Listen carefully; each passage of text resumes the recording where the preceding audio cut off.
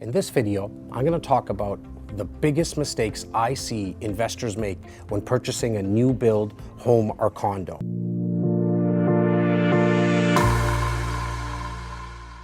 Before I do that, if this video resonates with you, do me a favor, share it with a friend or colleague on whatever platform you're watching. Also make sure to watch till the end of the video because I'm going to give you a sneak peek into two projects that clients of mine purchased, and I'm actually going to show you the returns they got on those two projects. The biggest mistake by far that I see investors make is not looking at the location when they're investing into this new build home or condo. See, the location is going to determine what type of returns you're going to see, because that's what a tenant is looking for. They're looking to see what amenities are around the building. And the number one amenity they're looking for is and will always be transit.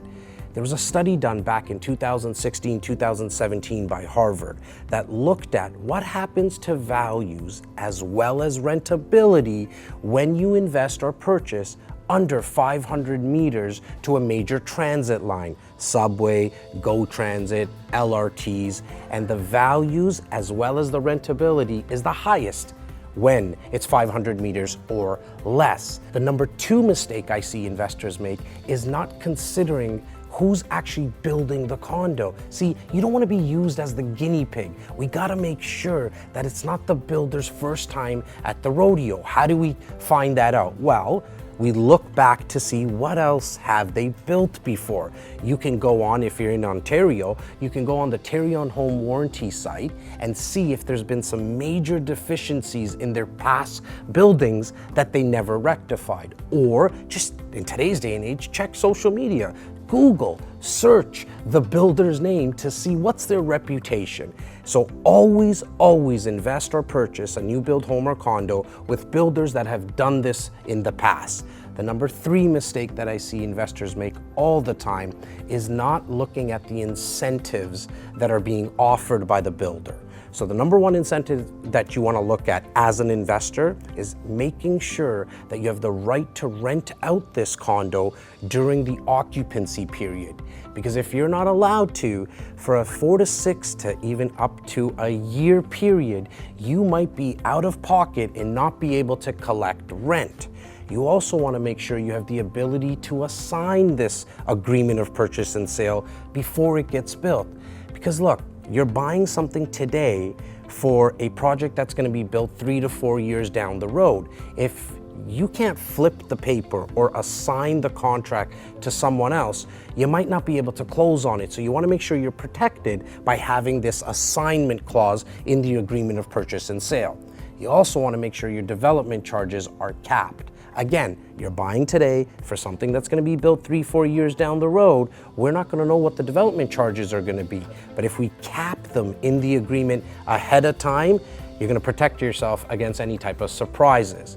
And now, as I promised at the start of the video, I'm going to give you a sneak peek into two projects. So there was a project back in 2016 that my clients had purchased, okay? It was in the downtown core here in Toronto. It was purchased on average for about $350,000.